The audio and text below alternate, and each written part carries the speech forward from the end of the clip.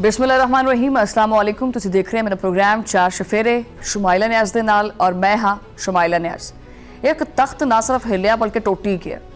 दिल्ली का यह तख्त टुट चुकिया। मोदी का जिहड़ा गरूर है ना वो तुदल दे विच मिल चुकिया। सैकुलर भारत का जिहड़ा चेहरा है ना वो पूरी तरह नंगा हो चुकिया, बेनकाब हो चुकिया। ये मोदी का राज नहीं है, ये जुल्म की इंतहा है।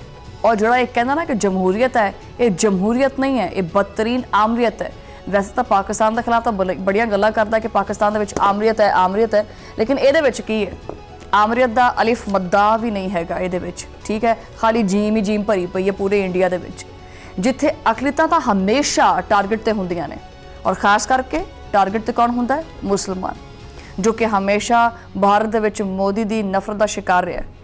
मैनूं ये दसो कि दुनिया को नहीं पता कि जमहूरीयत हैगी या नहीं हैगी है कि ये फाशिस्ट राज नहीं हैगा। हुण पानी से तो लंघ चुके, ये जुल्म जी काली रात है ना ये हुण रहनी नहीं हैगी। एक ना एक दिन तो चानन हुंदा ही हुंदा है। ये रात खत्म होने वाली है। भारत दे विच अकलियतां दा बदतरीन जिहड़ा ना वो बुरा सलूक उन्हां नाल कीता जा रहा है। मोदी हुकूमत खुद इस सारे जुल्म दे विच मुलव्वस है, बल्कि उत्तों खुद निगरानी करती पई है कि हाँ करो, थोड़ा होर डंडे शंडे फेरो इन्हों। अकलियतां दे बुनियादी हकूक पवाल किए जाते हैं, बेईमाना तशद्दुद किया जाता है, बल्कि बेईमाना तशद्दुद के उत्ते रोज़ मामूल का जिहड़ा ना वो इजाफा किया जाता है। हुण तां जिहड़ियां इबादत गाहां ने वो पहले भी महफूज नहीं हैगियां सी, हुण भी नहीं हैगियां। मोदी दे जिहड़े ये गुंडे ने ये बकायदा सर्टिफाइड गुंडे ने जो कि दन दनादे फिरदे ने पूरे भारत दे विच। और रियासती मशीनरी वो सिर्फ तमाशा देखती पई है, बल्कि तमाशा नहीं देखती पई, वो खुद इस जुर्म दे विच बराबर दी शरीक भी है। मैं किहड़ा गल्लां करदी पई हां, तुसीं गुजरात दे हालात वेख लो। उही गुजरात जिथे मोदी ने खून की हौली खेड़ी सी और उत्थे एक बारी फिर मुसलमानों का जिहड़ा वजूद है उहदा मजाक उड़ाया जा रहा है और उन्होंने मिटाया जा रहा है। मसाजिद और मज़ारात नूं जिहड़ा ना वो मसमार करते पे, बलडोज़र फेरते पे, अपनी सिर्फ सियासत चमकाते पे। ये हथियार बनाया होया है अकलियतां नूं मोदी ने अपने वास्ते। हुण जिहड़ा ना ये चीज़ पूरी दुनिया दे वैसे सामने है। रियासत गुजरात दे जिला कच्छ जिहड़ा हैगा उहदे विच बदतरीन कार्रवाई की गई। सारी दुनिया ने ये सबूत देखे। कुछ ही दिनों के विच 3 मसाजिद नूं शहीद किया गया, कई मज़ारात ने वो मिट्टी का ढेर बना दिते गए। आखिर ये किदां दा इंसाफ है? ये किदां दी हुकूमत है? ये मुल्क ही किदां दा है? ये मुल्क हैगा ही क्यों? ये दुनिया के नक्शे ते क्यों है? मुकामी जिहड़े उत्थे दे रहण वाले लोग ने वो अजे तक सदमे चों बाहर ही नहीं आते पे। जिहड़े कम्यूनिटी के लोग ने उस सरापा एहतजाज ने और कहते हैं कि जी ये कार्रवाई जिहड़ी है ना वो कार्रवाई तो पहले सानू कोई नोटिस नहीं मिलिया, कोई पेशगी इन्होंने कोई इतला ही नहीं दी, सानू पहले इन्होंने इन्फॉर्म ही नहीं किया। फोर्सिस आईयां और सारा कुछ मलिया मेट करके ते वो टुरदियां होईयां। और जो मुसलमानों ने इस जुल्म के उत्ते वजाहत मंगी भी ये कीता काहदे वास्ते साडे नाल, असीं तुहाडा की कीता। जो उन्होंने अपने हकूक मंगे या अपने हकूक का सवाल किया तो उन्होंने की इंसाफ मिले? नहीं, उन्होंने ये धमकियां मिलियां। एहतजाज करने वाले 5 नौजवान जिहड़े ने गिरफ्तार कर लए गए हैं और उन्होंने सीधा जेल दे विच पा दिता है। ये है मोदी का नवा भारत, सॉरी नवा भारत नहीं, अखंड भारत, सैकुलर भारत, IT भारत, जदीद भारत, चंद ते बैठा है भारत। ये वो भारत जिथे हकूक मंगण दे उत्ते अगे चुक के कैद च पा देंदे। आलमी इदारे भी इस जुल्म के उत्ते चीखते पे है कि हुण तां बस कर जा, असीं भी तेरी पुश्तपनाही नहीं कर सकते। हुण ह्यूमन राइट्स जिहड़े वॉच ने उन्हां दी रिपोर्ट जिहड़ी है उन्होंने मोदी का जिहड़ा एक गंदा भद्दा दागदार जिहड़ा चेहरा ना वो दुनिया के सामने रखे। ये रिपोर्ट कहती पई है, शुमाइला न्याज़ नहीं कहती पई, रिपोर्ट कहती पई है कि भारत दे विच जिहड़ियां खास करके अकलियतां ने उन्हां दे नाल बड़ा इम्तियाजी सलूक किया जाता है। खास करके मुसलमानों नूं तां दीवार नाल ला देंदे। और इस सारे गंदे खेड दे विच जिहड़ा ना वो BJP जिहड़ी है उहदी हुकूमती जिहड़ी मशीनरी है वो इस्तेमाल हुंदी है। पुलिस और इंतजामिया मोदी के इशारियां के उत्ते नचदी फिरदी है। वो जिहड़ा मर्जी म्यूजिक ला दिंदा है तो वह अगों नचन लग पैंदे।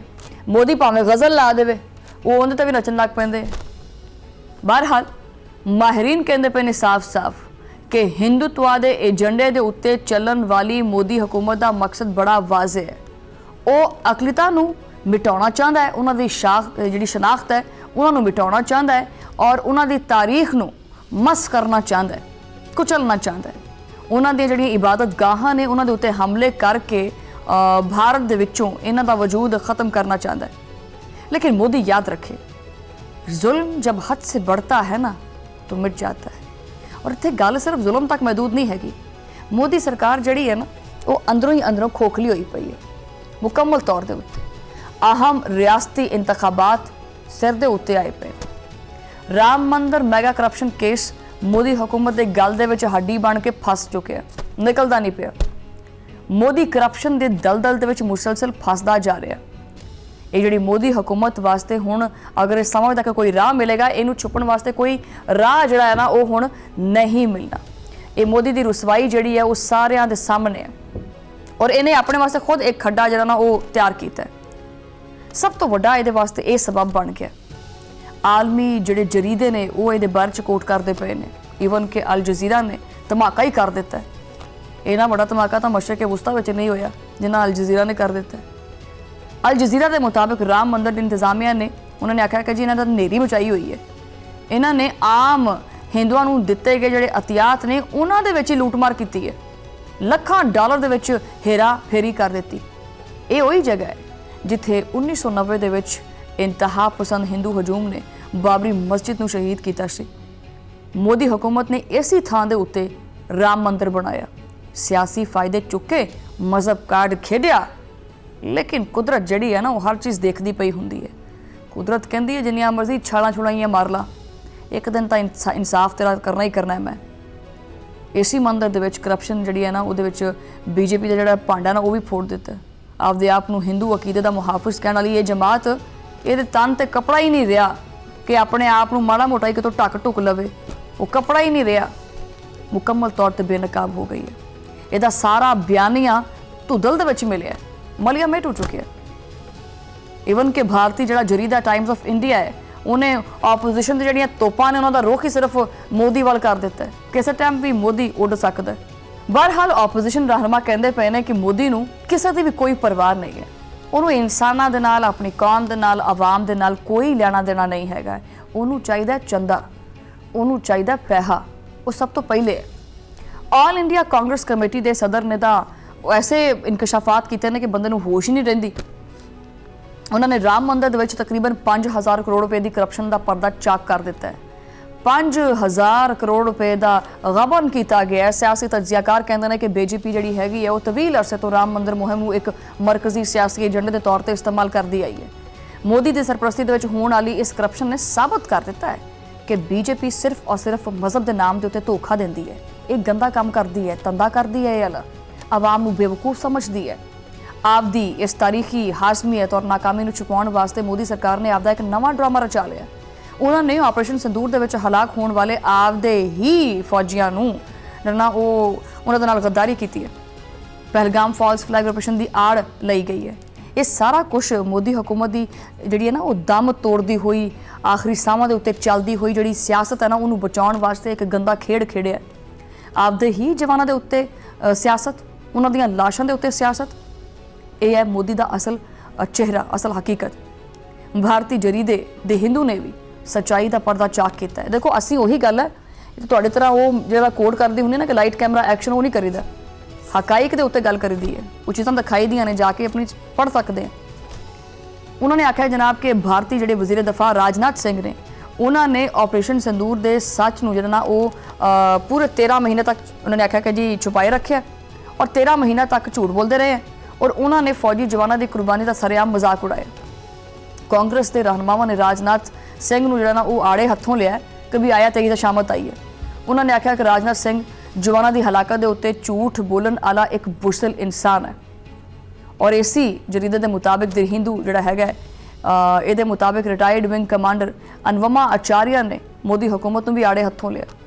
उन्होंने इनू सियासी मफाद वास्ते आपदे ही फौजियों को धोखा देने वाली तारीख की बदतरीन हुकूमत करार दिता है। साबिक भारतीय फौजी अफसर कर्नल रोहित चौधरी का बयान भी मोदी के मूँह के उत्ते एक बहुत करारा जिहड़ा थप्पड़ ही है। उन्होंने आख्या कि मोदी की हिंदुत्व पार्टी सिर्फ इलैक्शन जितन वास्ते फौज के नाम के उत्ते सियासत करती है और उहदे उत्ते टाकी मारती है। भारतीय आपोजिशन हुण सड़कों के उत्ते हैगी है।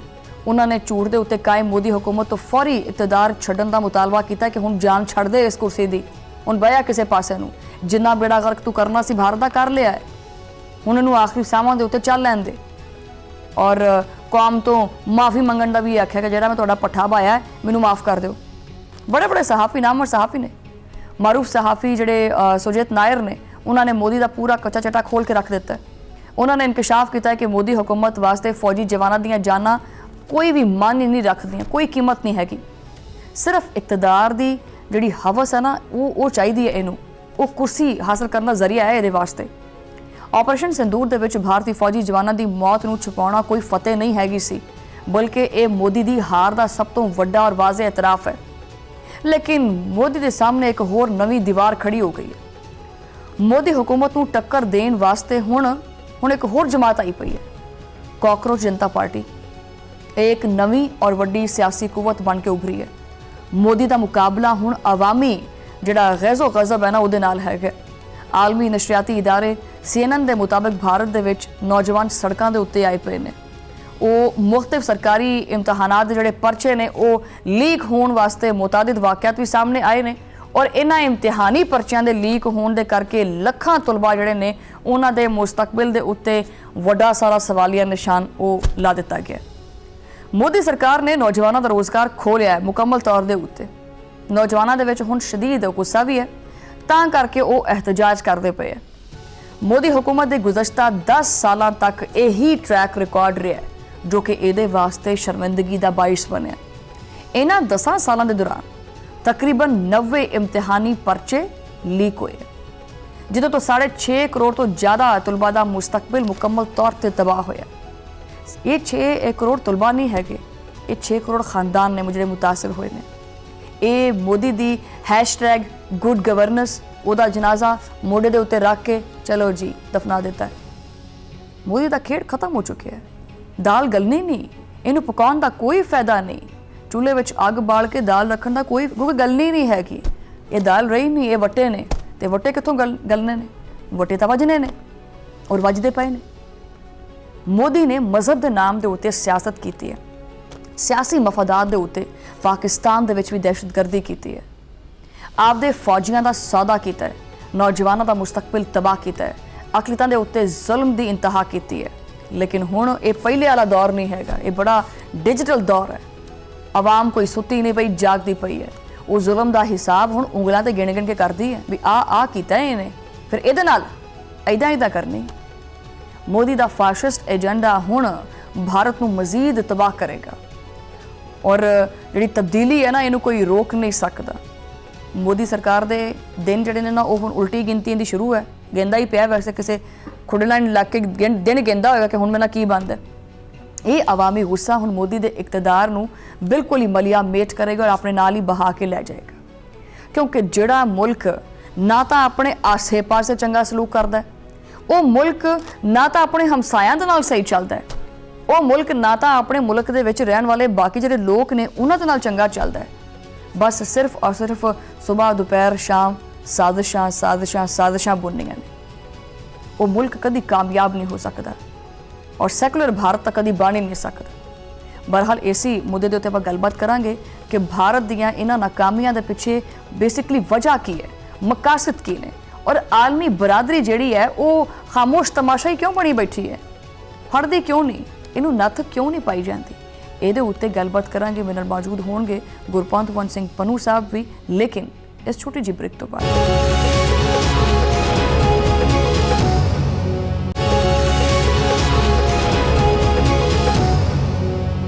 वेलकम बैक नाज़रीन, और प्रोग्राम के इस हिस्से दे विच मैंने ज्वाइन किया है सिख फॉर जस्टिस के बानी गुरपंत सिंह पन्नू साहब ने। पन्नू साहब बहुत बहुत शुक्रिया, तुसीं टाइम दिता है। मैं सब तो पहले जी ताज़ा तरीन जी सूरत हाल है वो गल करना चाहनी है, और मेरा पहला सवाल जो तुहाडे कोलों ये है कि खास करके जो हालिया मसला जो खड़ा किया है कराची हमले दे विच भारत की जी खुफिया एजेंसी रॉ है इन्हें किया है, और ये हुण ऐसे सबूत मिले ने कि जिन्हां तो ये इनकार भी नहीं कर सकता।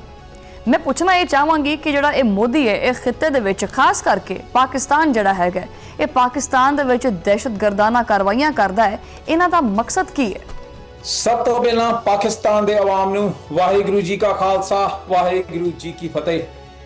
ਦੇਖੋ, ਜਿਹੜਾ ਹਿੰਦੁਸਤਾਨ ਦਾ ਇਸ ਵਕਤ ਅੱਤਵਾਦੀ ਚਿਹਰਾ ਜਿਹੜਾ ਕਿ ਇੱਕ ਅਖੰਡ ਭਾਰਤ ਬਣਾਉਣਾ ਚਾਹੁੰਦਾ ਹੈ, ਜਦੋਂ ਨਰਿੰਦਰ ਮੋਦੀ ਪਾਰਲੀਮੈਂਟ ਦੇ ਵਿੱਚ ਖਲੋ ਕੇ ਕਹਿੰਦਾ ਜੀ ਅਸੀਂ ਘਰ ਦੇ ਵਿੱਚ ਘੁਸ ਕੇ ਮਾਰਾਂਗੇ ਤੇ ਪਾਕਿਸਤਾਨ ਦਾ ਨਾਮ ਖੁੱਲ੍ਹੇਆਮ ਲੈਂਦਾ ਹੈ, ਜਦੋਂ ਉਹ ਲਾਲ ਕਿਲੇ ਤੇ ਖਲੋ ਕੇ ਖੁੱਲ੍ਹੇਆਮ ਕਹਿੰਦਾ ਕਿ ਜੀ ਅਸੀਂ ਬਲੋਚਿਸਤਾਨ ਨੂੰ ਆਜ਼ਾਦ ਕਰਵਾਵਾਂਗੇ ਤੇ ਅਸੀਂ ਉਹਨਾਂ ਦੇ ਨਾਲ ਖੜੇ ਆ, ਤਾਂ ਇਸ ਦਾ ਮਕਸਦ ਖੁੱਲ੍ਹੇਆਮ ਪਾਕਿਸਤਾਨ ਦੀ ਹੋਂਦ ਨੂੰ ਖਤਰਾ ਹੈ ਤੇ ਪਾਕਿਸਤਾਨ ਨੂੰ ਅਲੱਗ-ਅਲੱਗ ਟੁਕੜਿਆਂ ਦੇ ਵਿੱਚ ਵੰਡਣਾ ਹੈ।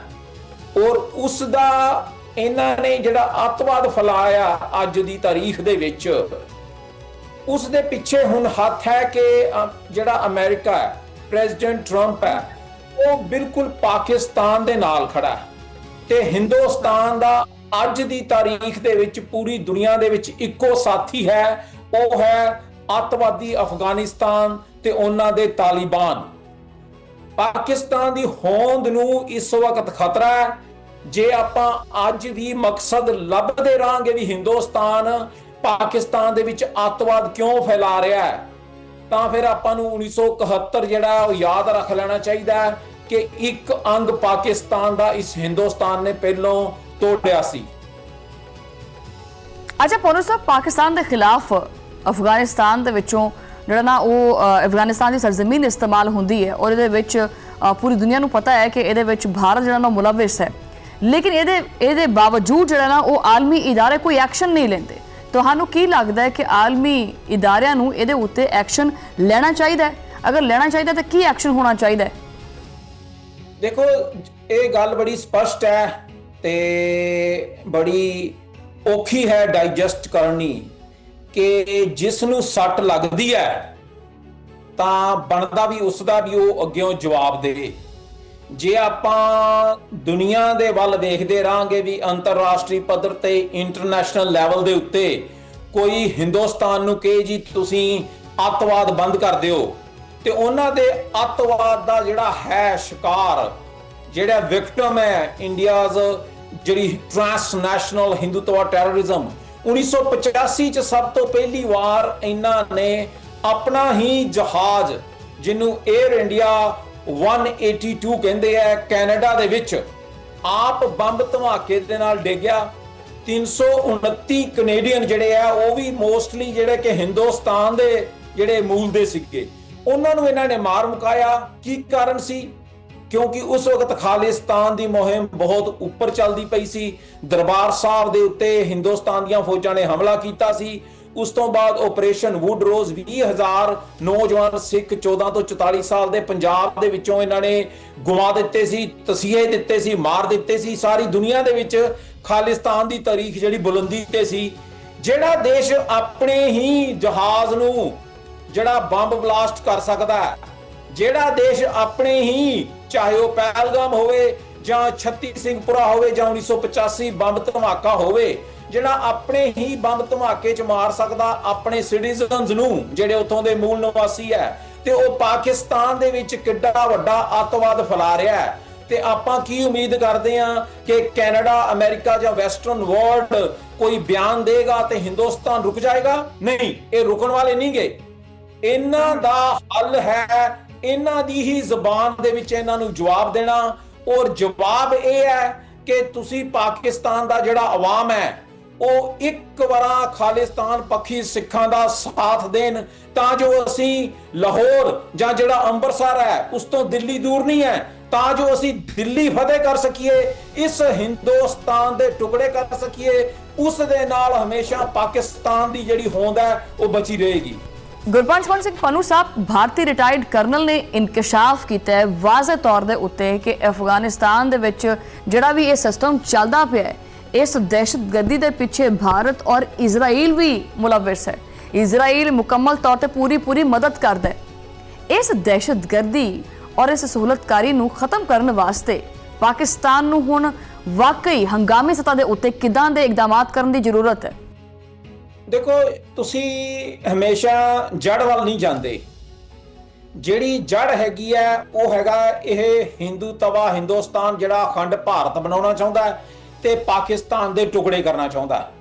ਤੁਸੀਂ ਅੱਤਵਾਦੀਆਂ ਨੂੰ ਮਾਰਦੇ ਪਿਓ, ਪਰ ਅੱਤਵਾਦ ਇਸ ਹਿੰਦੂ ਤਵਾ ਅੱਤਵਾਦ ਨੂੰ ਜਨਮ ਦੇਣ ਵਾਲੇ ਜਿਹੜੀ ਅਯੋਧਿਆ ਜਿੱਥੋਂ ਸ਼ੁਰੂ ਹੁੰਦੀ ਹੈ, ਜਿੰਨੀ ਦੇਰ ਤੱਕ ਤੁਸੀਂ ਅੱਤਵਾਦ ਦੀ ਮਾਂ ਹਿੰਦੁਸਤਾਨ ਨਹੀਂ ਮਾਰੋਗੇ ਉਨੀ ਦੇਰ ਤੱਕ ਇਹ ਤਾਲਿਬਾਨ ਅੱਤਵਾਦੀ ਹੋਣ ਜਾਂ ਈਵਨ ਪਾਕਿਸਤਾਨ ਚੋਂ ਕੁਝ ਬਸ਼ਿੰਦੇ ਇਹ ਫੜ ਕੇ ਉਹਨਾਂ ਨੂੰ ਅੱਤਵਾਦ ਬਣਾ ਦੇਣ, ਉਨੀ ਦੇਰ ਤੱਕ ਨਹੀਂ ਮੁੱਕਣਾ।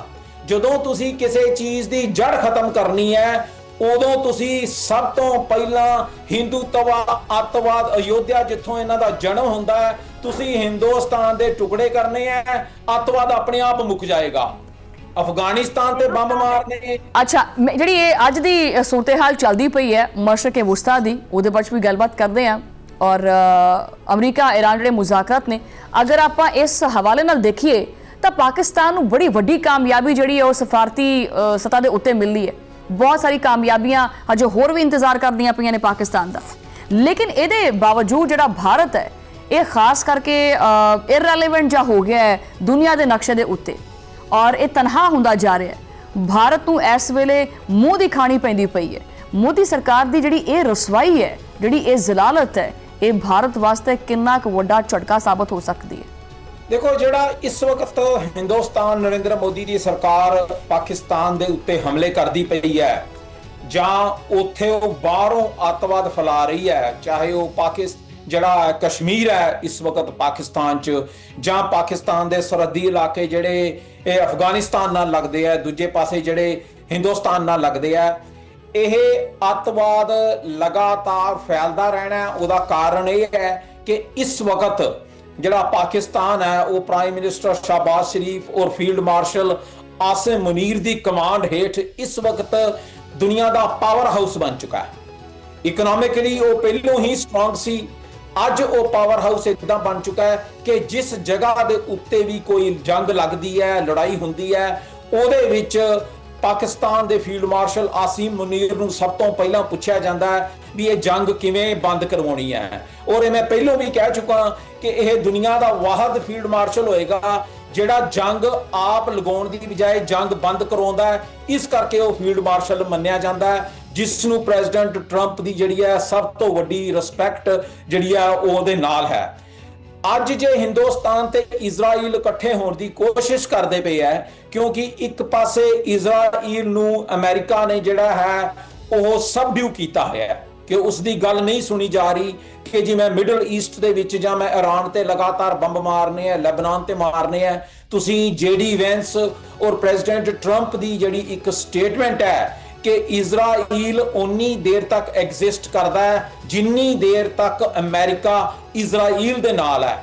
ਔਰ ਇਹੀ ਗੱਲ ਮੈਂ ਤੁਹਾਨੂੰ ਹਿੰਦੁਸਤਾਨ ਦੀ ਦੱਸ ਸਕਦਾ ਕਿ ਹਿੰਦੁਸਤਾਨ ਉਨੀ ਦੇਰ ਤੱਕ ਐਗਜ਼ਿਸਟ ਕਰਦਾ ਹੈ ਜਿੰਨੀ ਦੇਰ ਤੱਕ ਪਾਕਿਸਤਾਨ ਦਾ ਮੂੰਹ ਹਿੰਦੁਸਤਾਨ ਵੱਲ ਨਹੀਂ ਹੁੰਦਾ ਤੇ ਪਾਕਿਸਤਾਨ ਦਾ ਆਵਾਮ ਇਹ ਗੱਲ ਨਹੀਂ ਮੰਨਦਾ ਕਿ ਉਹਨਾਂ ਦੇ ਘਰ ਘਰ ਦੇ ਵਿੱਚ, ਚਾਹੇ ਇਹ ਇਰਰੈਲੇਵੈਂਟ ਨਹੀਂ, ਤੁਸੀਂ ਇਸ ਗੱਲ ਨੂੰ ਸਮਝੋ, ਇਹ ਉਹ ਹਿੰਦੁਸਤਾਨ ਹੈ ਜਿਹੜਾ ਸਭ ਤੋਂ ਪਹਿਲਾਂ ਤੁਹਾਡਾ ਸੋਸ਼ਲੀ ਤੇ ਕਲਚਰ ਜਿਹੜਾ ਤੁਹਾਡਾ ਖਤਮ ਕਰਦਾ ਹੈ ਤੁਹਾਡੇ ਪਾਕਿਸਤਾਨ ਦੇ ਆਵਾਮ ਦੇ ਘਰਾਂ ਦੇ ਵਿੱਚ। ਕਿਉਂਕਿ ਜਿੰਨੀ ਦੇਰ ਤੱਕ ਪਾਕਿਸਤਾਨ ਦਾ ਆਵਾਮ ਤੇ ਉਸ ਦੀ ਰੀੜ ਦੀ ਹੱਡੀ ਆਵਾਮ ਹੁੰਦਾ ਹੈ, ਜਿੰਨੀ ਦੇਰ ਤੱਕ ਉਹ ਨਹੀਂ ਤਕੜੇ ਉਨੀ ਦੇਰ ਤੱਕ ਮੁਲਕ ਜਿਹੜਾ ਹੈ ਉਹ ਦੁਸ਼ਮਣ ਤੋਂ ਜਿੱਤ ਨਹੀਂ ਸਕਦਾ।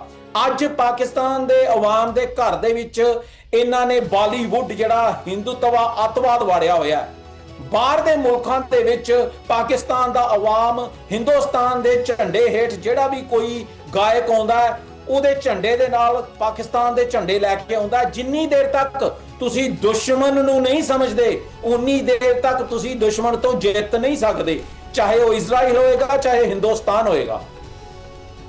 ਅੱਛਾ ਪਨੂ ਸਾਹਿਬ, ਤੁਸੀਂ ਖੁਦ ਵੀ ਇੱਕ ਜਿਹੜਾ ਨਾ ਉਹ ਤਹਿਰੀਕ ਦੇ ਬਾਨੀ ਹੈ ਤੁਸੀਂ, ਔਰ ਇਸ ਵੇਲੇ ਭਾਰਤ ਦੇ ਵਿੱਚ ਖਾਲਿਸਤਾਨ ਸਮੇਤ ਕਈ ਹੋਰ ਜਿਹੜੀਆਂ ਤਨਜ਼ੀਮਾਂ ਨੇ, ਅਲਾਇਦਗੀ ਪਸੰਦ ਤਨਜ਼ੀਮਾਂ ਜਿਹੜੀਆਂ ਉਹ ਚੱਲਦੀਆਂ ਪਈਆਂ ਨੇ, ਔਰ ਮਨੀਪੁਰ ਸਮੇਤ ਜਿਹੜੇ ਨਾ ਉਹ ਕਈ ਰਿਆਸਤਾਂ ਦੇ ਹਾਲਾਤ ਤੁਹਾਡੇ ਸਾਹਮਣੇ ਵੀ ਨੇ। ਕੀ ਤੁਹਾਨੂੰ ਨਹੀਂ ਲੱਗਦਾ ਕਿ ਇਹ ਅਲਾਇਦਗੀ ਪਸੰਦ ਤਨਜ਼ੀਮਾਂ ਨੂੰ ਭਾਰਤ ਤੋਂ ਆਜ਼ਾਦੀ ਹਾਸਲ ਕਰਨ ਵਾਸਤੇ ਹੋਰ ਮਜ਼ੀਦ ਕਿੱਦਾਂ ਦੇ ਇਕਦਾਮਾਤ ਕਰਨ ਦੀ ਜ਼ਰੂਰਤ ਹੈ? ਔਰ ਭਾਰਤ ਦੇ ਵਿੱਚ ਖਾਸ ਕਰਕੇ ਜਿਹੜਾ ਇੱਕ ਨਵੀਂ ਪਾਰਟੀ ਉਭਰਦੀ ਪਈ ਹੈ ਕਾਕਰੋਚ ਜਨਤਾ ਪਾਰਟੀ, ਇਹਦੇ ਉੱਤੇ ਤੁਹਾਡੇ ਕਿਦਾਂ ਦੇ ਵਿਚਾਰ ਨੇ ਜੋ ਕਿ ਸੋਸ਼ਲ ਮੀਡੀਆ ਤੋਂ ਨਿਕਲ ਕੇ ਹੁਣ ਆ ਗਈ ਹੈ ਸੜਕਾਂ ਦੇ ਉੱਤੇ ਔਰ ਆਪਦਾ ਮੁਤਾਲਬਾ ਕਰਦੀ ਪਈ ਹੈ, ਮੋਦੀ ਦੇ ਕੋਲੋਂ ਅਸਤੀਫੇ ਦਾ ਮੁਤਾਲਬਾ ਵੀ ਕਰਦੀ ਪਈ ਹੈ? ਦੇਖੋ, ਇੱਕ ਗੱਲ ਆਪਾਂ ਨੂੰ ਇਤਿਹਾਸ ਤੋਂ ਸਿੱਖਣੀ ਪੈਣੀ ਹੈ, ਨਹੀਂ ਤੇ ਇਤਿਹਾਸ ਦੁਬਾਰਾ ਦੁਹਰਾਇਆ ਜਾਂਦਾ ਹੈ। ਇਹ ਕਾਕਰੋਚ ਹੋ ਗਏ ਜਨਤਾ ਪਾਰਟੀ, ਇਹ ਕਾਂਗਰਸ ਹੋ ਗਈ, ਇਹ ਲਿਬਰਲਸ ਆ ਗਏ, ਇਹ ਇਹਨਾਂ ਦਾ ਮਸਲਾ ਜਿਹੜਾ ਉਹ ਪੋਲੀਟੀਕਲ ਡਿਸੈਂਟ ਦਾ ਹੈ। ਔਰ ਇਹ ਮਸਲੇ ਜਿਹੜੇ ਆ ਉਹ ਤਾਂ ਸਾਹਮਣੇ ਲੈ ਕੇ ਆਏ ਜਾਂਦੇ ਆ ਤਾਂ ਕਿ ਦੁਨੀਆ ਦੇ ਜਿਹੜੇ ਪਾਵਰ ਹਾਊਸ ਹੈ, ਉਹ ਜਿਹੜਾ ਅਸਲ 'ਚ ਕੰਪੇਨ ਚੱਲ ਰਹੀ ਹੁੰਦੀ ਹੈ, ਜਿਹੜਾ ਅਸਲ 'ਚ ਦੇਸ਼ ਨੂੰ ਤੋਂ ਆਪਣਾ ਮੁਲਕ ਆਜ਼ਾਦ ਕਰਨ ਦੀ ਫੋਕਸ ਦੂਰ ਕਰਦੇ ਆ। ਕਿਉਂਕਿ ਜਿਹੜਾ ਯੂਥ ਹੁੰਦਾ ਹੈ ਉਹੀ ਦੇਸ਼ ਦਾ ਜਿਹੜੇ ਟੁਕੜੇ ਹੋਣੇ ਹੁੰਦੇ ਆ ਉਸ ਮੂਵਮੈਂਟ ਦਾ ਸਾਥ ਦਿੰਦਾ ਹੈ। ਜਿੱਦਾਂ ਤੁਸੀਂ ਪੰਜਾਬ ਦਾ ਲੈ ਲਓ, ਮੈਂ ਪੰਜਾਬ ਦੇ ਉੱਤੇ ਫੋਕਸ ਰੱਖਾਂਗਾ। ਜੇ ਅੱਜ ਪੰਜਾਬ ਦਾ ਯੂਥ ਜੋ 1990 ਦੇ ਵਿੱਚ ਹਥਿਆਰਬੰਦ ਉਹਨਾਂ ਨੇ ਸੰਘਰਸ਼ ਲੜਿਆ ਤੇ ਉਹਨਾਂ ਨੇ ਖਾਲਿਸਤਾਨ ਦੀ ਨੀਹਾਂ ਪੱਕੀਆਂ ਕੀਤੀਆਂ ਸੀ, ਜੇ ਅੱਜ ਪੰਜਾਬ ਦਾ ਯੂਥ ਉਹ ਗੱਲ ਯਾਦ ਰੱਖੇ ਕਿ ਅਸੀਂ ਪੰਜਾਬ ਨੂੰ ਹਿੰਦੁਸਤਾਨ ਦੇ ਕਬਜ਼ੇ ਚੋਂ ਆਜ਼ਾਦ ਕਰਵਾ ਕੇ ਇੱਕ ਮੁਲਕ ਬਣਾਉਣਾ ਹੈ, ਤਾਂ ਉਹ ਸੜਕਾਂ ਤੇ ਆ ਜਾਏਗਾ। ਪਰ ਇਹ ਇਹਨਾਂ ਏਜੰਸੀਆਂ ਦੀ ਆਪਣੀ ਚਾਲ ਹੁੰਦੀ ਹੈ ਕਿ ਇੱਕ ਨਵਾਂ ਜਿਹੜਾ ਹੈ ਉਹ ਕਾਕਰੋਚ ਸਾਹਮਣੇ ਲੈ ਆਉਂਦੇ ਆ। ਯੂਥ ਨੂੰ ਜਿਹੜੀ ਆਪਣੀ ਗੱਲ ਹੈ ਜੀ ਅਸੀਂ ਇਹਨਾਂ ਤੋਂ ਆਜ਼ਾਦੀ ਲੈਣੀ ਹੈ, ਭੁੱਲ ਕੇ ਉਹਨਾਂ ਨੂੰ ਲੱਗਣ ਲੱਗ ਜਾਂਦਾ ਜੀ ਜੇ ਮੋਦੀ ਖਤਮ ਕਰ ਦਿੱਤਾ ਜਾਏ ਤੇ ਸ਼ਾਇਦ ਜਿਹੜਾ ਹਿੰਦੁਸਤਾਨ ਹੈ ਉਹ ਸੋਨੇ ਦਾ ਬਣ ਜਾਏਗਾ। ਮੋਦੀ ਤੇ ਹਜੇ ਹੁਣ ਆਇਆ, ਜਿਹੜੇ ਸਿੱਖ ਹੈ, ਜਿਹੜੇ ਮੁਸਲਮਾਨ ਹੈ ਹਿੰਦੁਸਤਾਨ ਦੇ, ਉਹਨਾਂ ਦੀ ਨਸਲਕੁਸ਼ੀ 1947 ਤੋਂ ਜਾਰੀ ਹੈ ਜਦੋਂ ਮੋਦੀ ਜੰਮਿਆ ਨਹੀਂ ਸੀ। ਇਹ ਕਾਂਗਰਸ ਹੋ ਗਈ, ਕਾਕਰੋਚ ਹੋ ਗਈ, ਝਾੜੂ ਵਾਲੇ ਹੋ ਗਏ, ਇਹ ਉਸੇ ਹਿੰਦੁਸਤਾਨ ਦੇ ਸਿਸਟਮ ਦਾ ਹਿੱਸਾ ਹੈ ਜਿਨ੍ਹਾਂ ਨੇ ਪਾਵਰ ਦੇ ਵਿੱਚ ਆ ਕੇ ਉਹੀ ਜਿਹੜੀਆਂ ਐਕਸ਼ਨਸ ਲੈਣੇ ਆ ਜੋ ਅੱਜ ਬੀਜੇਪੀ ਲੈ ਰਹੀ ਹੈ, ਜੋ ਆਰਐਸਐਸ ਲੈ ਰਹੀ ਹੈ, ਜੋ ਇਸ ਹਿੰਦੂਤਵਾਦੀ ਸਰਕਾਰ ਲੈ ਰਹੀ ਹੈ। ਹੱਲ ਇਹਦਾ ਸਿਰਫ ਇੱਕੋ ਇੱਕ ਹੈ, ਟੁੱਟੇਗਾ ਹਿੰਦੁਸਤਾਨ ਉਦਣ ਜਿੱਦਣ ਪਾਕਿਸਤਾਨ ਦਾ ਆਵਾਮ ਜਾਂ ਬਾਹਰ ਦੇ ਮੁਲਕ ਖੜੇ ਹੋ ਕੇ ਸਿੱਖ ਦਾ ਸਾਥ ਦੇਣਗੇ, ਖਾਲਿਸਤਾਨ ਦਾ ਸਾਥ ਦੇਣਗੇ। ਔਰ ਖਾਲਿਸਤਾਨ ਜਿੱਦਣ ਹੋਂਦ ਚ ਆਉਂਦਾ ਹੈ, ਇਸ ਵਕਤ ਯਾਦ ਰੱਖੋ ਕਿ ਪਾਕਿਸਤਾਨ ਦੀ ਹੋਂਦ ਨੂੰ ਕੋਈ ਖਤਰਾ ਨਹੀਂ ਹੋਏਗਾ। ਔਰ ਜਿਹੜੀ ਕਸ਼ਮੀਰ ਦੀ ਆਜ਼ਾਦੀ ਹੈ ਉਹਦਾ ਰਸਤਾ ਸਿੱਧਾ ਤੇ ਸਿੱਧਾ ਖਾਲਿਸਤਾਨ ਚੋਂ ਹੋ ਕੇ ਨਿਕਲਦਾ। ਅੱਛਾ, ਖਾਸ ਕਰਕੇ ਜਿਹੜਾ ਅੱਜ ਕੱਲ ਨਵਾਂ ਮੁੱਦਾ ਚੱਲਦਾ ਪਿਆ, ਬੜੀਆਂ ਚੀਕਾਂ ਕੂਕਾਂ ਦੀਆਂ ਵੱਜਦੀਆਂ ਪਈਆਂ ਖਾਸ ਕਰਕੇ ਇਸ ਮਾਹਦੇ ਦੇ ਉੱਤੇ, ਭਾਰਤ ਮੁਸਲਸਲ ਸਿੰਤਾਰ ਸਮਾਜਤੇ ਦੀ ਖਿਲਾਫ ਵਰਜ਼ੀ ਕਰਦਾ ਪਿਆ, ਬਲਕਿ ਸੌਰੀ ਖਿਲਾਫ ਵਰਜ਼ੀ ਨਹੀਂ ਖਿਲਾਫ ਵਰਜ਼ੀਆਂ ਕਰਦਾ ਪਿਆ ਔਰ ਪਾਕਿਸਤਾਨ ਨੂੰ ਆਏ ਰੋਜ਼ ਧਮਕੀਆਂ ਦਿੰਦਾ। ਆਖਿਰ ਜੀ ਪਾਕਿਸਤਾਨ ਦਾ ਪਾਣੀ ਬੰਦ ਕਰ ਦਾਂਗੇ, ਪਾਕਿਸਤਾਨ ਦਾ ਪਾਣੀ ਬੰਦ ਕਰ ਦਾਂਗੇ। ਭਾਰਤ ਪਾਕਿਸਤਾਨ ਦਾ ਪਾਣੀ ਬੰਦ ਕਰਦਾ ਹੈ ਤਾਂ ਪਨੂ ਸਾਹਿਬ ਤੁਹਾਨੂੰ ਕੀ ਲੱਗਦਾ ਹੈ ਕਿ ਪਾਕਿਸਤਾਨ ਨੂੰ ਫਿਰ ਕੀ ਕਰਨਾ ਚਾਹੀਦਾ ਹੈ, ਕਿੱਦਾਂ ਦੀ ਕਾਰਵਾਈ ਕਰਨੀ ਚਾਹੀਦੀ ਹੈ, ਇਹਨਾਂ ਦਾ ਫਿਰ ਕੀ ਬੰਦ ਕਰਨਾ ਪਏਗਾ? ਦੇਖੋ, ਹਿੰਦੁਸਤਾਨ ਪਾਕਿਸਤਾਨ ਦਾ ਪਾਣੀ ਬੰਦ ਕਰੇ ਜਾਂ ਨਾ ਕਰੇ, ਜਾਂ ਉਹ ਪਾਕਿਸਤਾਨ ਨੂੰ ਪਾਣੀ ਦੇ ਰਾਹੀਂ ਜਾਂ ਬਿਜਲੀ ਦੇ ਰਾਹੀਂ ਖਤਮ ਕਰਨ ਦੀ ਕੋਸ਼ਿਸ਼ ਕਰੇ, ਮੈਂ ਤੁਹਾਨੂੰ ਇਹਦਾ ਹੱਲ ਦੱਸਦਾ। ਜਿਹੜਾ ਪਾਕਿਸਤਾਨ ਦੇ ਵਿੱਚ ਪਾਣੀ ਜਾਂਦਾ ਹੈ ਉਹ ਪੰਜਾਬ ਦੇ ਰਸਤੇ ਰਾਹੀਂ ਜਾਂਦਾ ਹੈ, ਜਿਹੜਾ ਕਿ ਇਸ ਵਕਤ ਹਿੰਦੁਸਤਾਨ ਦੇ ਕਬਜ਼ੇ 'ਚ ਹੈ। ਜੇ ਪਾਕਿਸਤਾਨ ਨੇ ਇਸ ਦਾ ਹੱਲ ਲੱਭਣਾ ਹੈ ਤਾਂ ਉਹਨਾਂ ਨੂੰ ਸਿੱਖਾਂ ਦਾ ਸਾਥ ਦੇ ਕੇ, ਖਾਲਿਸਤਾਨ ਲਿਬਰੇਸ਼ਨ ਆਰਮੀ ਦਾ ਸਾਥ ਦੇ ਕੇ ਹਿੰਦੁਸਤਾਨ ਦੇ ਕਬਜ਼ੇ ਵਾਲਾ ਪੰਜਾਬ ਆਜ਼ਾਦ ਕਰਵਾਉਣਾ ਪੈਣਾ ਹੈ। ਔਰ ਮੇਰੀ ਤੁਸੀਂ ਇਹ ਸਟੇਟਮੈਂਟ ਇੱਥੇ ਸਾਹਮਣੇ ਰੱਖ ਲਓ, ਪਾਕਿਸਤਾਨ ਦਾ ਜਿਹੜਾ ਆਵਾਮ ਹੈ ਉਹ 250 ਮਿਲੀਅਨ ਹੈ। ਜਿੱਦਣ ਹਿੰਦੁਸਤਾਨ ਦੇ ਕਬਜ਼ੇ ਵਾਲਾ ਪੰਜਾਬ ਆਜ਼ਾਦ ਹੁੰਦਾ ਹੈ ਤੇ ਪੂਰੇ ਪਾਕਿਸਤਾਨ ਦੀ ਅਸੀਂ ਜ਼ਿੰਮੇਵਾਰੀ ਲਵਾਂਗੇ ਕਿ ਪਾਕਿਸਤਾਨ ਦੇ ਵਿੱਚ ਪਾਣੀ ਤੇ ਬਿਜਲੀ ਜਿਹੜੀ ਹੈ ਅਗਲੇ 100 ਸਾਲ ਤੱਕ ਫ੍ਰੀ ਆਏਗੀ।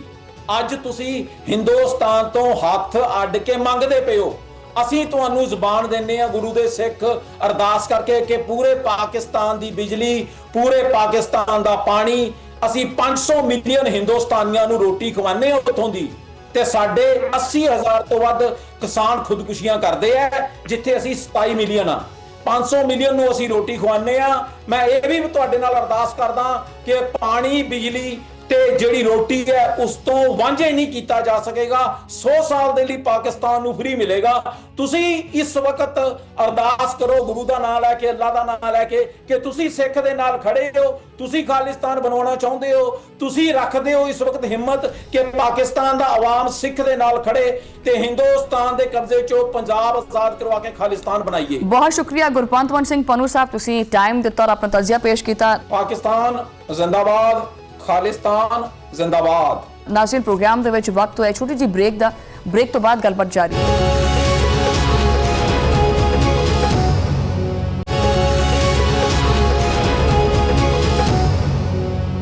Welcome back Nazreen. ਪ੍ਰੋਗਰਾਮ ਦੇ ਇਸ ਹਿੱਸੇ ਦੇ ਵਿੱਚ ਅੱਜ ਮੈਂ ਜਿਸ ਮੁੱਦੇ ਦੇ ਉੱਤੇ ਗੱਲ ਕਰਨਾ ਚਾਹਨੀ ਹਾਂ, ਵੈਸੇ ਤਾਂ ਆਪਾਂ ਕਰੰਟ ਅਫੇਅਰਸ ਦੇ ਜਿਹੜੇ ਪ੍ਰੋਗਰਾਮਸ ਹੁੰਦੇ ਨੇ ਉਹ ਇੱਕ ਨਹੀਂ ਕਈ ਪ੍ਰੋਗਰਾਮ ਚੱਲਦੇ ਪਏ ਨੇ ਔਰ ਖਾਸ ਕਰਕੇ ਜਿਹੜੀਆਂ ਤਾਜ਼ਾ ਖਬਰਾਂ ਚੱਲਦੀਆਂ ਪਈਆਂ, ਹਰ ਬੰਦਾ ਉਸ ਖਬਰ ਦੇ ਉੱਤੇ ਬੋਲਦਾ ਪਿਆ ਹੁੰਦਾ ਹੈ। ਲੇਕਿਨ ਕੁਝ ਇਸ਼ੂਜ਼ ਐਸੇ ਹੁੰਦੇ ਨੇ ਜਿਨ੍ਹਾਂ ਦੇ ਉੱਤੇ ਗੱਲਬਾਤ ਕਰਨਾ ਔਰ ਬਾਕਾਇਦਾ ਰੋਸ਼ਨੀ ਪਾਣਾ ਇਹ ਬੜਾ ਜ਼ਰੂਰੀ ਹੁੰਦਾ ਹੈ। ਅੱਜ ਕੋਈ ਐਸੀ ਕਹਾਣੀ ਹੈ, ਬਲਕਿ ਕਹਾਣੀ ਨਹੀਂ, ਇੱਕ ਚੀਜ਼ ਤੁਹਾਨੂੰ ਦਿਖਾਉਣੀ ਹੈ ਜਿਹਦੇ ਉੱਤੇ ਦੇਖਣਾ, ਸਮਝਦਾਰੀ ਦੇ ਨਾਲ ਉਹਦੇ ਉੱਤੇ ਅਮਲ ਕਰਨਾ ਬੜਾ ਜ਼ਰੂਰੀ ਹੈ, ਕਿਉਂਕਿ ਇਹ ਗੱਲਬਾਤ ਜੁੜੀ ਹੋਈ ਹੈ ਪਾਕਿਸਤਾਨ ਦੇ ਮੁਸਤਕਬਲ ਦੇ ਨਾਲ। ਔਰ ਇਸ ਕਹਾਣੀ ਦਾ ਸਿੱਧਾ ਸਵਾਲ ਇਹ ਹੈ, ਇਸ ਸਾਰੇ ਮੁੱਦੇ ਦਾ, ਕਿ ਕੀ ਅਸੀਂ ਆਪਦੇ ਬੱਚਿਆਂ ਨੂੰ ਇਨਸਾਨ ਬਣਾਉਣਾ ਚਾਹੁੰਦੇ ਹਾਂ ਜਾਂ ਆਪਣੇ ਉੱਤੇ ਬੋਝ ਬਣਾਉਣਾ ਚਾਹੁੰਦੇ ਹਾਂ। ਸਵਾਲ ਇਹ ਹੈ ਕਿ ਅਸੀਂ ਆਪਦੀਆਂ ਆਉਣ ਵਾਲੀਆਂ ਜਿਹੜੀਆਂ ਨਸਲਾਂ ਨੇ ਉਹਨਾਂ ਨਾਲ ਸਲੂਕ ਕੀ ਕਰਦੇ ਪਏ ਹਾਂ, ਕਦੀ ਗੌਰ ਕੀਤਾ? ਦੁਨੀਆ ਦਾ ਅਸੂਲ ਬੜਾ ਵਾਜ਼ਿਹ ਹੈ। ਦੇਖੋ, ਜਿਹੜੀਆਂ ਕੌਮਾਂ ਆਪਦੇ ਬੱਚਿਆਂ ਦੇ ਉੱਤੇ ਸਰਮਾਇਆਕਾਰੀ ਕਰਦੀਆਂ ਨੇ ਉਹੀ ਕੌਮਾਂ ਤਰੱਕੀ ਕਰਦੀਆਂ ਨੇ, ਕਿਉਂਕਿ ਅਸਲ ਤਾਕਤ ਆ ਜਿਹੜੀਆਂ ਆਖੇ ਜੀ ਸੜਕਾਂ ਬਣਾ ਦਿੱਤੀਆਂ, ਇਮਾਰਤਾਂ ਬਣਾ ਦਿੱਤੀਆਂ, ਨਹੀਂ। ਅਸਲ ਤਾਕਤ ਸੜਕਾਂ ਨਹੀਂ, ਇਮਾਰਤਾਂ ਨਹੀਂ, ਅਸਲ ਤਾਕਤ ਇਨਸਾਨ ਹੈ। ਔਰ ਖਾਲੀ ਇਨਸਾਨ ਨਹੀਂ ਵੀ ਗੋਸ਼ਤ ਪੋਸ਼ਤ ਤੇ ਹੱਡੀਆਂ ਦਾ ਢਾਂਚਾ ਇਨਸਾਨ ਤਿਆਰ ਨਹੀਂ, ਸਿਹਤਮੰਦ, ਤਾਲੀਮ ਯਾਫਤਾ, ਹੁਨਰਮੰਦ ਇਨਸਾਨ ਹੀ ਇਸ ਮੁਲਕ ਨੂੰ ਅੱਗੇ ਲੈ ਕੇ ਚੱਲਦਾ ਹੈ। ਜਦੋਂ ਉਹ ਆਪ ਹੀ ਕਮਜ਼ੋਰ ਹੋਏਗਾ ਤਾਂ ਉਹ ਇਸ ਮੁਲਕ ਨੂੰ ਰੇੜੇਗਾ ਕਿਵੇਂ, ਗਾਂ ਨੂੰ ਕਿਵੇਂ ਚਲਾਏਗਾ। ਅਗਰ ਬੱਚੇ ਦੇ ਇਬਤਦਾਈ ਸਾਲ ਜਿਹੜੇ ਨੇ ਉਹ ਹੀ ਕਮਜ਼ੋਰ ਲੰਘਣਗੇ ਤਾਂ ਉਹਦੇ ਵਾਸਤੇ ਅੱਗੇ ਦਾ ਮੁਸਤਕਬਲ ਬੜਾ ਤਾਰੀਕ ਹੋਏਗਾ। ਅਗਰ ਇਹਨੂੰ, ਇਸ ਬੱਚੇ ਨੂੰ ਮੁਨਾਸਿਬ ਗ਼ਜ਼ਾ ਜਿਹੜੀ ਹੁੰਦੀ ਹੈ ਅਗਰ ਉਹ ਨਾ ਮਿਲੇ, ਅਗਰ ਉਹਦਾ ਟਾਈਮ ਤੇ ਇਲਾਜ ਨਾ ਹੋਵੇ, ਅਗਰ ਉਹਨੂੰ ਮਿਆਰੀ ਤਾਲੀਮ ਨਾ ਮਿਲੇ ਤਾਂ ਉਹ ਬੱਚਾ ਕਿੱਦਾਂ ਜ਼ਿੰਦਗੀ 'ਚ ਅੱਗੇ ਵੱਧ ਸਕਦਾ ਹੈ। ਇਹ ਬੱਚਾ ਕਿਸ ਤਰ੍ਹਾਂ ਮੁਆਸ਼ਰੇ ਦੇ ਵਿੱਚ ਇੱਕ ਬਹੁਤ ਸਾਰੇ ਜਿਹੜੇ ਚੈਲੰਜਸ ਨੇ ਉਹਨਾਂ ਦਾ ਮੁਕਾਬਲਾ ਕਰ ਸਕਦਾ ਹੈ। ਇੱਕ ਤਲਖ ਹਕੀਕਤ ਹੈ, ਲੇਕਿਨ ਹਕੀਕਤ ਇਹ ਹੈ ਕਿ ਅੱਜ ਦਾ ਬੱਚਾ ਜਿਹੜਾ ਹੈ ਉਹ ਕੱਲ੍ਹ ਦਾ ਡਾਕਟਰ ਵੀ ਹੋ ਸਕਦਾ ਹੈ, ਕੱਲ੍ਹ ਦਾ ਇੰਜੀਨੀਅਰ ਵੀ ਹੈ, ਕੱਲ੍ਹ ਦਾ ਸਾਇੰਸਦਾਨ ਵੀ ਹੈ, ਕੱਲ੍ਹ ਦਾ ਕੋਈ ਕਾਰੋਬਾਰੀ ਵੀ ਹੈ, ਕੱਲ੍ਹ ਦਾ ਹੋ ਸਕਦਾ ਕਿ ਕੋਈ ਲੀਡਰ ਵੀ ਹੋਵੇ। ਲੇਕਿਨ ਸਵਾਲ ਇਹ ਹੈ ਕਿ ਕੀ ਆਪਾਂ ਆਪਦੇ ਕੱਲ੍ਹ ਨੂੰ ਅੱਜ ਸੰਭਾਲਦੇ ਪਏ ਹਾਂ ਜਾਂ ਫਿਰ ਸਿਰਫ ਮਸਾਇਲ ਜਿਹੜੇ ਨੇ ਉਹ ਆਉਣ ਵਾਲੇ ਵਕਤ ਵਾਸਤੇ ਛੱਡਦੇ ਪਏ ਆ ਉਹਨਾਂ ਵਾਸਤੇ। ਇਨਸਾਨੀ ਤਰੱਕੀ ਦਾ ਅਸੂਲ ਬਿਲਕੁਲ ਤੀਰ ਤਰ੍ਹਾਂ ਸਿੱਧਾ ਔਰ ਸਾਫ਼ ਹੈ ਔਰ ਇਹ ਕੋਈ ਰਾਕਟ ਸਾਇੰਸ ਨਹੀਂ ਹੈਗੀ ਕਿ ਅਗਰ ਆਪਾਂ ਨੇ ਜਿਹੜੇ ਬੱਚੇ ਨੇ ਉਹਨਾਂ ਦੇ ਬਚਪਨ ਦੇ ਵਿੱਚ ਸਰਮਾਇਆਕਾਰੀ ਨਾ ਕਰੀਏ ਔਰ ਸਿਰਫ ਉਹਨਾਂ ਨੂੰ ਢਿੱਡ ਭਰਨ ਵਾਸਤੇ ਗ਼ਜ਼ਾ ਵੀ ਨਾ ਦਈਏ ਔਰ ਕੱਲ੍ਹ ਨੂੰ ਸੋਚੀਏ ਕਿ ਜੀ ਉਹ ਬੜਾ ਕੁਛ ਬਣ ਜਾਣਗੇ, ਇਹ ਨਹੀਂ ਹੁੰਦਾ। ਅਗਰ ਉਹਨਾਂ ਨੂੰ ਬਿਹਤਰ ਤਿੱਬੀ ਸਹੂਲਤਾਂ ਨਾ ਮਿਲਣ, ਮਿਆਰੀ ਤਾਲੀਮ ਔਰ ਜਿਹੜਾ ਹੁਨਰ ਹੈ ਉਹ ਨਾ ਮਿਲੇ ਤਾਂ ਫਿਰ ਅੰਜਾਮ ਕੀ ਹੁੰਦਾ ਹੈ? ਅੰਜਾਮ ਇੰਤਹਾਈ ਖੌਫਨਾਕ ਔਰ ਹੌਲਨਾਕ ਹੁੰਦਾ ਹੈ, ਜਿਹਨੂੰ ਆਪਾਂ ਅੱਜ ਤਾਂ ਨਹੀਂ ਸੋਚਦੇ ਲੇਕਿਨ ਕੱਲ੍ਹ ਨੂੰ ਭੁਗਤਣਾ ਜ਼ਰੂਰ ਪੈਂਦਾ ਹੈ। ਜਿਵੇਂ ਬੱਚੇ ਦੀ ਉਮਰ ਜਿਹੜੀ ਨਾ ਉਹ ਲੰਘਦੀ ਹੈ, ਉਹ ਉਮਰ ਦੀਆਂ ਸੀੜੀਆਂ ਚੜ੍ਹਦਾ ਹੈ ਤੇ ਇਹ ਮੁਆਸ਼ਰੇ ਵਾਸਤੇ ਇੱਕ ਸੰਗੀਨ ਮੁਆਸ਼ੀ ਬੋਝ ਬਣ ਕੇ ਰਹਿ ਜਾਂਦਾ ਹੈ। 1.5 ਜਾਂ 2 ਦਹਾਈਆਂ ਬਾਅਦ ਕੀ ਹੋਏਗਾ, ਕਦੀ ਸੋਚਿਆ ਇਸ ਬਾਰੇ ਦੇ ਉੱਤੇ? ਜਦੋਂ ਇਹ ਬੱਚੇ ਅਮਲੀ ਜ਼ਿੰਦਗੀ ਦੇ ਵਿੱਚ ਕਦਮ ਰੱਖਣਗੇ, ਜਵਾਨ ਹੋ ਜਾਣਗੇ ਤਾਂ ਉਹਨਾਂ ਦੇ ਕੋਲੇ ਕੀ ਹੋਏਗਾ? ਕਿ ਉਹਨਾਂ ਦੇ ਕੋਲੇ ਇੱਕ ਸਿਹਤਮੰਦ ਜਿਸਮ ਹੋਏਗਾ, ਇੱਕ ਸਿਹਤਮੰਦ ਦਿਮਾਗ ਹੋਏਗਾ? ਨਹੀਂ। ਨਤੀਜਾ ਮੁਲਕ ਦੇ ਵਿੱਚ ਬੇਰੁਜ਼ਗਾਰੀ, ਨਤੀਜਾ ਮੁਲਕ ਦੇ ਵਿੱਚ ਜਰਾਇਮ ਦਾ ਵਧਣਾ, ਇਸੇ ਵਜ੍ਹਾ ਤੋਂ ਵੱਧਦੇ। ਸਮਾਜੀ ਬੇਚੈਨੀ, ਡਿਪਰੈਸ਼ਨ ਸਭ ਤੋਂ ਵੱਡਾ ਇਹ ਸਬਬ ਬਣ ਜਾਂਦੇ ਹੈ। ਅਸੀਂ ਆਪਦੇ ਹੱਥਾਂ ਨਾਲ ਜਿਹੜਾ ਨਾ ਉਹਨਾਂ ਦੇ ਪੈਰਾਂ ਦੇ ਉੱਤੇ ਕੁਹਾੜੀ ਮਾਰਦੇ। ਕਿਸੇ ਵੀ ਰਿਆਸਤ ਦੀ ਤਰੱਕੀ ਦਾ ਰਾਜ਼ ਜਿਹੜਾ ਨਾ ਉਹ ਕੀ ਹੁੰਦਾ ਹੈ? ਉਹਦਾ ਇਸਤਹਿਕਾਮ, ਉਹਦੀ ਖੁਸ਼ਹਾਲੀ ਕਿਸ ਚੀਜ਼ ਦੇ ਉੱਤੇ ਹੁੰਦੀ ਹੈ? ਦੁਨੀਆ ਦੇ ਕਾਮਯਾਬ ਮਮਾਲਿਕ ਨੇ ਇੱਕ ਰਾਜ਼ ਸਮਝ ਲਿਆ। ਉਹਨਾਂ ਨੇ ਆਖਿਆ ਜਨਾਬ ਕਿ ਪਹਿਲੇ ਇਨਸਾਨ ਬਣੋ ਤੇ ਫਿਰ ਬਾਅਦ 'ਚ ਇਹ ਜਿਹੜੇ ਮਨਸੂਬੇ ਨੇ ਇਹ ਬਣਾਓ ਤਾਂ ਕਿ ਆਪਣੀਆਂ ਨਸਲਾਂ ਸਵਾਰੀਆਂ ਜਾ ਸਕਣ, ਕਿਉਂਕਿ ਕਮਜ਼ੋਰ ਇਨਸਾਨਾਂ ਦੇ ਨਾਲ ਮਜ਼ਬੂਤ ਰਿਆਸਤ ਨਹੀਂ ਬਣਦੀ, ਕਦੀ ਵੀ ਨਹੀਂ ਬਣ ਸਕਦੀ। ਬਦਕਿਸਮਤੀ ਦੇ ਨਾਲ ਪਾਕਿਸਤਾਨ ਦੇ ਵਿੱਚ ਇਨਸਾਨੀ ਤਰੱਕੀ ਹਮੇਸ਼ਾ ਤੋਂ ਕਦੀ ਤਰਜੀਹ ਸਾਡੀ ਰਹੀ ਨਹੀਂ ਹੈ।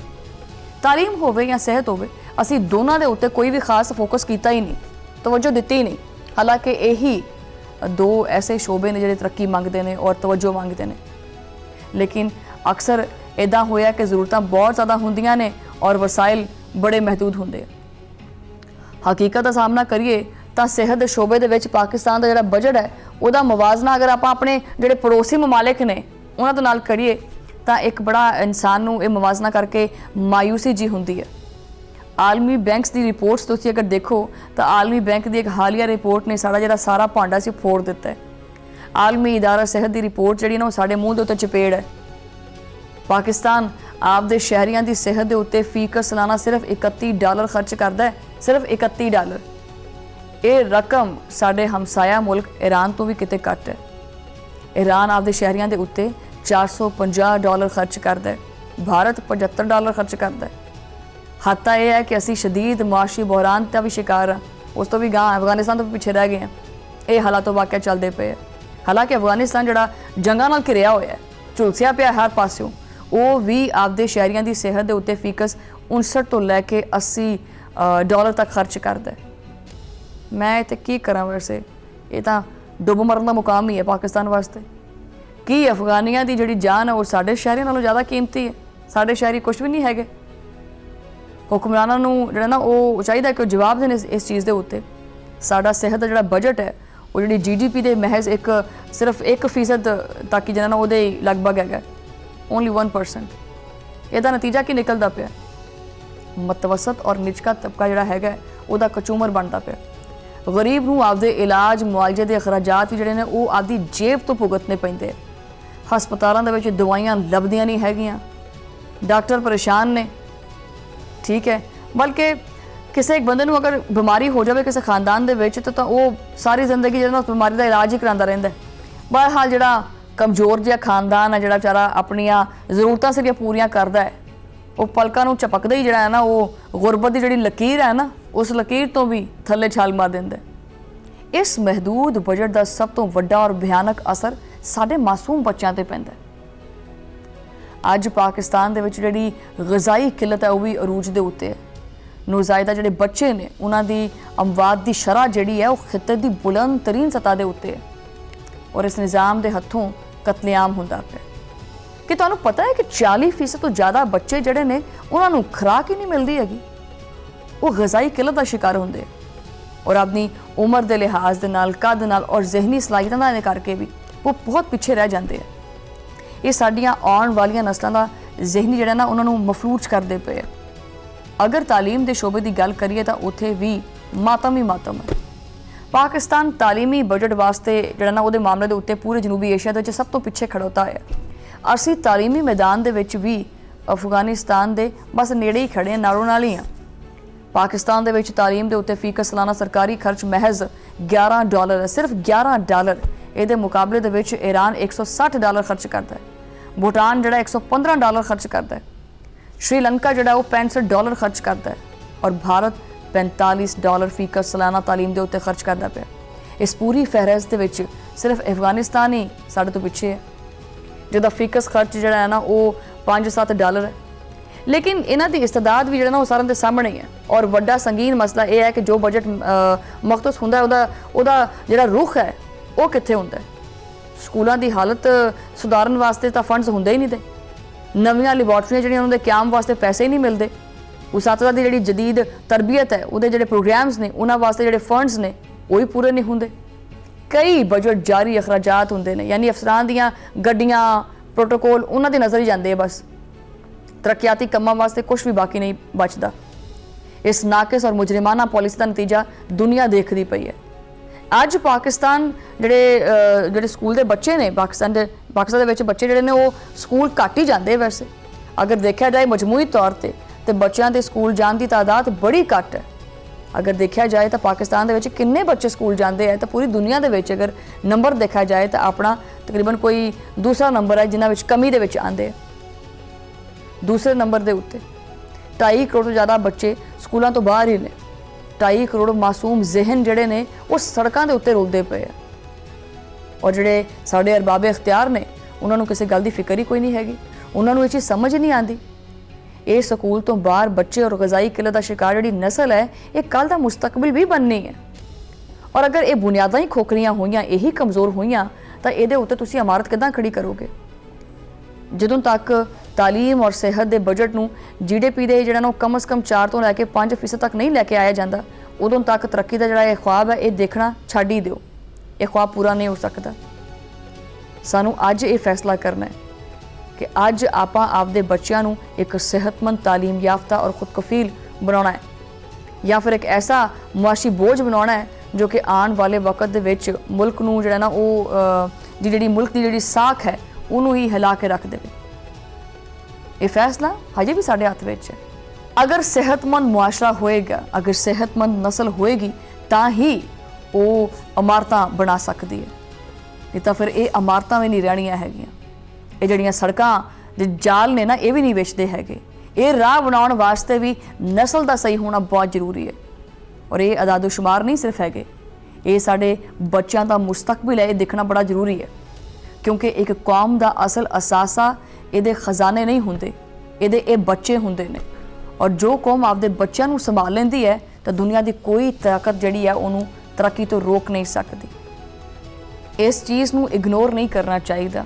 ਇਹਦੇ ਉੱਤੇ ਖਾਸੀ ਤਵੱਜੋ ਦੀ ਜ਼ਰੂਰਤ ਹੈ ਜੋ ਕਿ ਆਪਾਂ ਨਹੀਂ ਦਿੰਦੇ। ਪਾਕਿਸਤਾਨ ਤਾਲੀਮ ਦੇ ਜਿਹੜਾ ਨਾ ਸ਼ੋਬੇ ਦੇ ਵਿੱਚ ਬਹੁਤ ਪਿੱਛੇ ਹੈ ਔਰ ਪਾਕਿਸਤਾਨ ਦੇ ਜਿਹੜੇ ਬੱਚੇ ਨੇ ਉਹਨਾਂ ਨੂੰ ਜਿਹੜੀ ਬੁਨਿਆਦੀ ਜਿਹੜੀ ਖੁਰਾਕ ਹੈ ਜਾਂ ਬੁਨਿਆਦੀ ਗ਼ਜ਼ਾ ਜਿਹੜੀ ਹੈ ਉਹ ਮੁਯੱਸਰ ਨਹੀਂ ਹੈਗੀ। ਜਦੋਂ ਉਹ ਮੁਯੱਸਰ ਨਹੀਂ ਹੈਗੀ ਤਾਂ ਨਾ ਉਹ ਬੱਚਾ ਜ਼ਿਹਨੀ ਤੌਰ ਤੇ ਨਸ਼ੋਨੁਮਾ ਕਰ ਸਕਦਾ ਹੈ, ਨਾ ਉਹ ਬੱਚਾ ਜਿਸਮਾਨੀ ਤੌਰ ਦੇ ਉੱਤੇ ਨਸ਼ੋਨੁਮਾ ਕਰ ਸਕਦਾ ਹੈ। ਇਹਦੇ ਉੱਤੇ ਰੌਸ਼ਨੀ ਪਾਉਣਾ ਬੜਾ ਜ਼ਰੂਰੀ ਸੀ। ਬਹਰਹਾਲ ਪ੍ਰੋਗਰਾਮ ਦਾ ਵਕਤ ਤੇ ਖਤਮ ਹੋ ਗਿਆ। ਤੁਹਾਡਾ ਮੁਲਾਕਾਤ ਹੋਏਗੀ ਅਗਲੇ ਪ੍ਰੋਗਰਾਮ ਦੇ ਵਿੱਚ। ਉਦੋਂ ਲਈ ਅੱਲਾ ਨਿਗਹਿਬਾਨ।